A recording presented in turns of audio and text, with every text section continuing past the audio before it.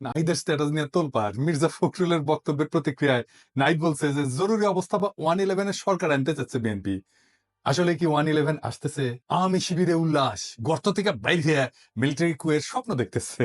স্বপ্ন দেখা ভালো, ওদের ড্যাডি ওই যে সোহার্দের বডিগার্ডও প্রচুর স্বপ্ন দেখতো। স্বপ্ন দেখতে দেখতে তার স্বপ্ন দোষও হইতো। আল্লাহ বাঁচাইছে, তৈজসপত্র যদি জায়গা মতো পড়লো হইনি, তাহলে আরো কয়টা আজ দহা জন্মাইলো হইনি। দুটাই জান কালা কালা করে দিছে। আরো কয়টা থাকলে কি হইলো নি আল্লাহ জানে। আমি নিজেও কইছি যে ওয়াকার কি সিসির মতো সরকার বানাইতে চায়। তাই অনেকের মনে হইতে পারে দাদাই তো কইছিল, তাহলে হইতেছেটা কি? কয়দিন আগে না দাদা কইলেন যে 75-এর সাথে মিল আছে, ছাত্ররা কোণঠাসা হইয়া যাইতে পারে। ছাত্ররা কিঞ্চিত কোণঠাসা হইছে, কথা সত্য।